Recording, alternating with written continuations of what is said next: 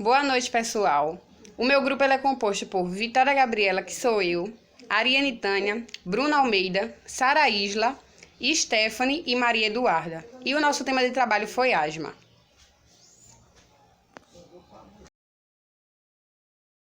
A asma ela é uma doença respiratória. E como ela é uma doença respiratória, nós devemos entender um pouquinho o que é o sistema respiratório. O sistema respiratório é um conjunto de órgãos responsável pela troca gasosa no organismo, ou seja, hematose pulmonar. A asma ela é uma das doenças respiratórias mais comuns, juntamente com a rinite alérgica e a DPOC, que é a doença pulmonar obstrutiva crônica. Passando o slide aí mais um pouquinho, nós iremos observar um pouco dos sintomas que levam ao diagnóstico da asma. Um dos sintomas dele, eles podem ser geralmente piores à noite, geralmente também pior nas primeiras horas da manhã e ao indivíduo fazer exercício físico. Outros sintomas que podem levar ao diagnóstico da asma são chiado no peito, desconforto torácico, ansiedade, dificuldade para respirar e tosse seca. Passando mais um pouco adiante, nós podemos observar a associação dela com outras doenças. A asma, ela tem principalmente associação com a rinite alérgica, justamente pelo seu processo inflamatório ser bem comum. É comprovado que 80% dos pacientes com asma apresentam rinite alérgica e também que a rinite ela pode complicar o manejo da asma. Boa noite, meu nome é Maria Eduarda e, como podemos ver anteriormente, a asma é uma doença inflamatória crônica das vias respiratórias que se expressam pela redução ou obstrução do ar respirado. Devido ao edema da mucosa dos brônquios, a hiperprodução de muco e a contração da musculatura lisa dessa região. Ou seja, é uma doença que ela começa do ponto de vista inflamatório e essa inflamação crônica vai mudando os brônquios e os bronquíolos, tanto estruturalmente como funcionalmente, gerando assim uma hiperprodução de muco. Ou seja, os brônquios vão ficar cheios dessa secreção de muco e a musculatura vai ficar hipersensível e hiperreativa, se contraindo a qualquer fator alérgeno ou até mesmo a mudanças climáticas. Aqui está mostrando alguns passos básicos da resposta asmática. Bem, normalmente a gente sempre tem alérgenos no ar inspirado. Eles vão chegar no epitélio do pulmão, no caso no epitélio do aparelho respiratório. Eles vão ser endorsitados, que são capturados pelas células dendríticas, que são células apresentadoras de antígenos. Aí essas células vão apresentar esses antígenos dos alérgenos às células T virgens. Aí lá da resposta imune eu posso ter alguns braços de ativação.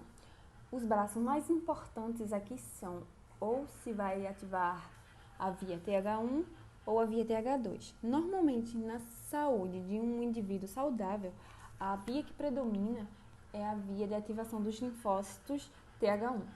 A partir do momento que as células CD4 virgens têm um antígeno apresentado a elas, elas vão liberar interleucina 12, se diferenciando assim na linhagem TH1. Aí, a partir daí, ela vai liberar interferograma, interleucina 2, NF-alfa. Isso vai causar uma ativação basal de macrófagos, que vão lá fazer uma limpa desses alérgenos, tudo isso no nível fisiológico, sem causar nenhuma alteração na função ou na estrutura dos brônquios. Também levando a uma liberação nasal em baixos níveis de GG, que é uma hemoglobina que atua nos brônquios, e esses mecanismos juntos vão promover a homeostasia do aparelho respiratório. Me chamo Isaela. Então, assim na asma, ou seja, no paciente asmático, quando o antígeno do alergeno ele é apresentado à célula T virgem, ela ao invés de liberar a interleucina 12, ela vai liberar a interleucina 4, a qual ela causa uma diferenciação na linhagem TH2. Lembrando que essa linhagem possui uma resposta mais hormonal do que a linhagem TH1, que possui uma resposta mais celular. E ao entrar em contato, ela vai combinar com as interleucinas 4, 5, 6, 9, 10 e 12, a qual vão causar a ativação de eosinófilos de mastócitos e plasmócitos. Então, vamos ter uma liberação maciça de vários fatores pró-inflamatórios, como, por exemplo, leucotrienos, citocinas, que são proteínas básicas principais, histamina e uma liberação acentuada de hemoglobina E. Todos esses fatores pró-inflamatórios vão combinar para a alteração estrutural dos brônquios, onde podemos ter uma hiperplasia das células caliciformes, fibrose subepitelial, edema das vias aéreas, que é causada pelo excesso de secreções, uma hipertrofia e hiperplasia das células musculares, assim também como uma hiperreatividade e uma hipersensibilidade. Tudo isso vai combinar pelo que conhecemos por asma. Como a gente pode ver no vídeo aqui embaixo, há um brônquio normal e o brônquio asmático, o qual ele é mais fortinho e a sua hipertrofia é maior. Nas crises asmáticas, a gente tem tanto o aumento da contratibilidade quanto o aumento de secreção de muco. Dependendo desse grau de aumento da contração e das secreções, essa obstrução ela pode ser quase completa. E com isso, a pessoa pode ter uma apneia, podendo ser grave e prolongada, e com isso ela pode evoluir para uma parada respiratória, assim como também uma parada cardíaca e podendo evoluir para ter um óbito. A crise asmática são condições clínicas bem graves que devem ser tratadas corretamente, pois as vias elas sofrem um remodelamento que pode ser irreversível ou ele pode continuar evoluindo. Boa noite, meu nome é Ariana Norato e eu vou falar um pouco sobre o sintoma da asma. Bom, os principais sintomas da asma são dificuldade para respirar, falta de ar, tosse seca, tosse noturna, desconforto torácico, chiado no peito e ansiedade. A asma ela também pode estar associada a outros tipos de patologia, como por exemplo a rinite, que é uma reação alérgica causada por uma inflamação do revestimento do nariz. E cerca de 80% dos pacientes que têm a asma, eles também têm a rinite, ou seja, porque tanto a asma quanto a rinite, elas têm um processo inflamatório bem comum. Já no processo inflamatório, a gente tem a parte aguda e a crônica. Na aguda, ocorre um edema e uma secreção nos brônquios. Já na crônica, ocorre o recrutamento celular, dano epitelial e modificações estruturais. Já no remodelamento das vias aéreas, há uma proliferação celular, aumento da matriz extracelular nos brônquios. Bom, o diagnóstico pode ser feito através da anamnese, que é feito através de um exame de entrevista realizado pelo profissional de saúde, cuja intenção é dar um ponto inicial no diagnóstico, que é feito através de perguntas bem objetivas. E tem também o exame físico, que é através da inspeção, que é o processo de observação. Tem também da ausculta, que é através da audição, ou seja, pelo estetoscópio.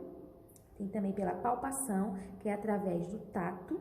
E tem também através pela percussão, que é aplicado pequenos golpes leves em uma determinada região.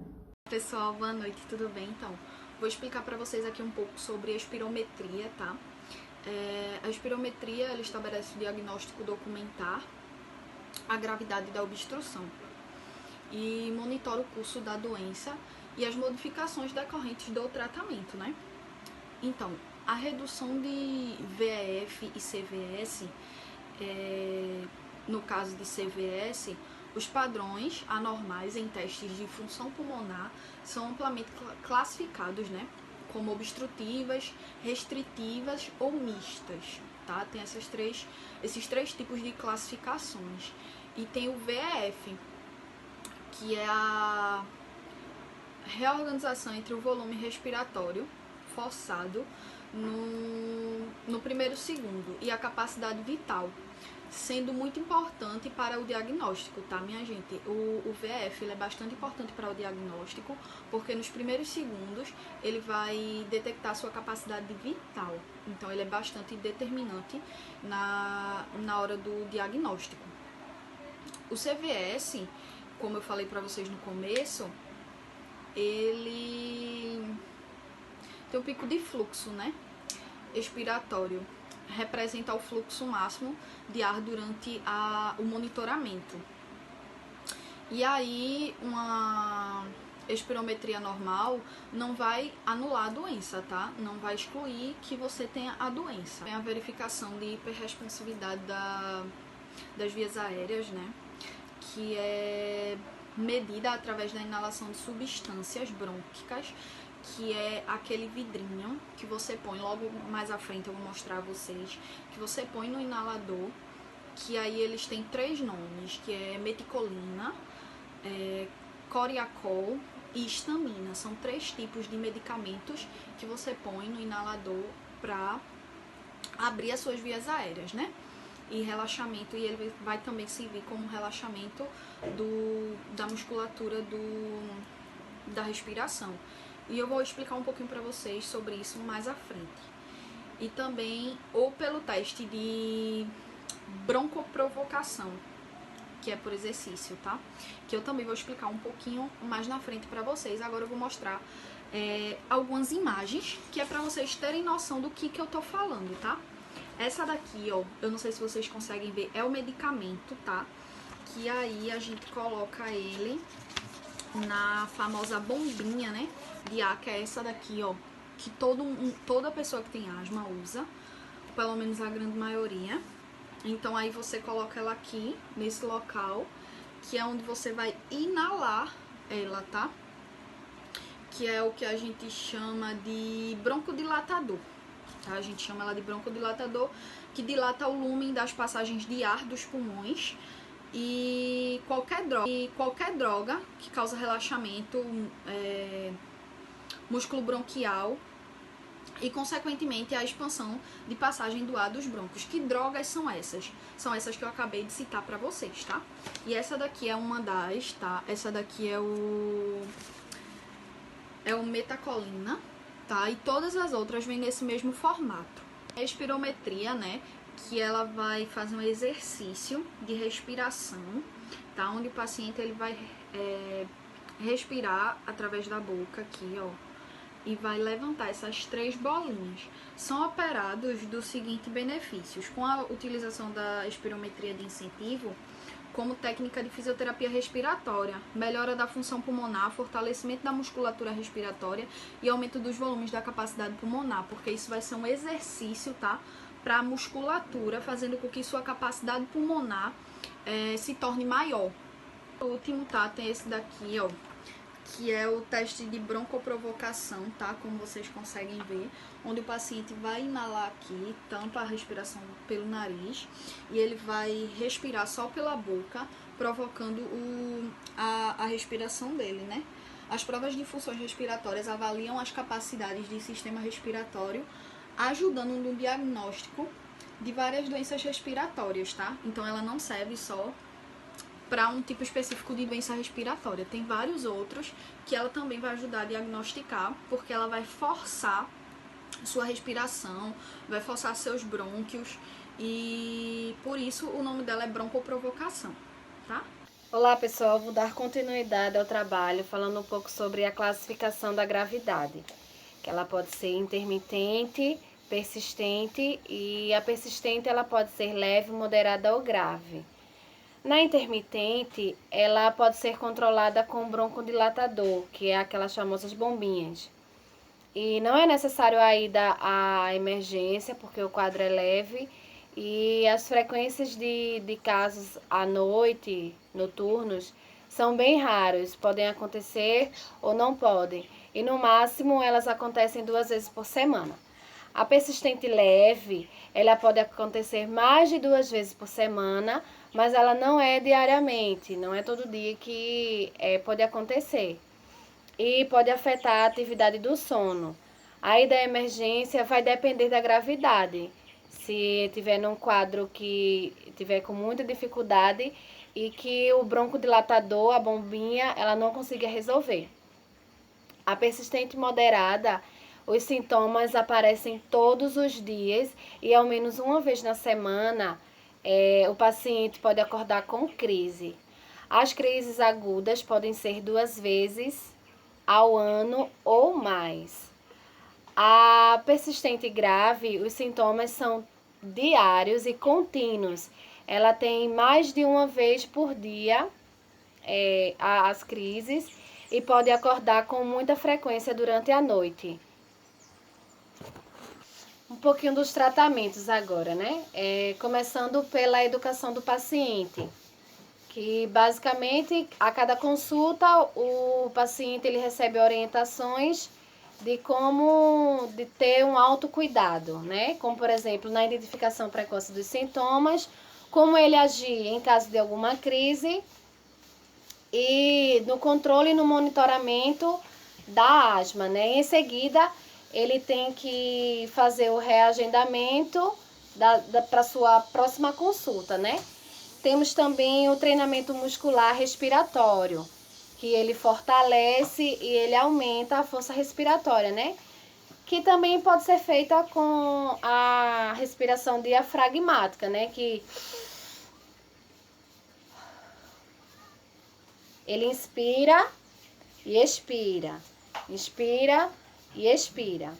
Temos também a reabilitação pulmonar, que é assim, o exercício ele é trazido para a vida do paciente como uma forma de trazer uma qualidade de vida melhor para o paciente, porque a asma ela não tem cura, então o exercício é trazido para a vida do paciente para ele ter uma vida melhor, para ele não ter tantos problemas diários, nem tipo 2 vezes na semana ele ter algum caso, alguma crise. O exercício vai trazer a melhora para a vida desse paciente, como por exemplo ele sair para caminhar, fazer algum exercício básico em casa mesmo, e para ele ter uma qualidade de vida boa e viver mais anos, mais anos, mais anos com essa doença, né? Obrigada. Olá, gente. Meu nome é Sara e eu vou dar continuidade à fisioterapia no paciente com asma. Então, como já foi dito, a fisioterapia ela traz uma qualidade de vida e um condicionamento melhor para o paciente com esse problema respiratório. Então, exercícios aeróbicos são importantes. Eles são como corrida, natação. Esse tipo de exercícios são os mais populares que temos. Então, eu vou ler aqui agora para vocês um caso clínico e também vou dar uma explicadinha. Esse caso clínico era para a gente ler e discutir em sala de aula. Como isso não aconteceu, eu vou ler aqui para vocês. Caso clínico. Identificação uma mulher de 46 anos, do sexo feminino, do lar, que mora em Porto Alegre. Dispneia recorrente desde a infância. Gente, para quem não sabe o que é dispneia, é falta de ar. Chiado no peito, dor torácica em aperto, 2 despertares noturnos por semana, a ação da asma, claro, diversas interações por insuficiências respiratórias, ventilação mecânica 2 vezes, alergia a diversos anti-inflamatórios, sinusites de respiração e AVC prévio e nunca fumou. Então, gente, como a gente estava vendo aqui, que também já foi apresentado um quadro para vocês da gravidade da asma, nossa paciente, ela tem 2 despertares noturnos, então isso é frequente na paciente, é uma asma frequente, e também que ela tem outros probleminhas, e como a gente viu, foi recorrente desde a infância. Possa ser sim. Então, para encerrar o nosso caso clínico, tem uma pergunta. Qual o diagnóstico mais provável? Então, o diagnóstico mais provável é uma asma difícil, não controlada, difícil por ser frequente. E como é que a gente torna uma asma difícil? Através de tabagismo, através do meio ambiente que vive, então está correlacionado entre diversas coisas. Então, eu vou apresentar para vocês uma prática bem rapidinha para como fortalecer o pulmão, uma prática respiratória.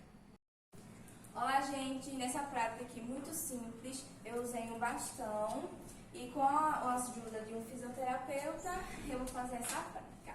Então, o paciente vai respirar para o lado, solta, solta, solta, solta, volta. Respira para o outro lado agora, solta, solta, solta, volta. Pronto, gente, essa foi a nossa prática. Vai, Luan! Nessa prática, uma prática simples, foi usada uma folha para fazer a bolinha com canudo e massinha. Essa prática ela é feita para fortalecer o pulmão, controlar. Pode ir, Luan, como o Luan está fazendo. É uma prática simples de fortalecimento do pulmão. O último agora.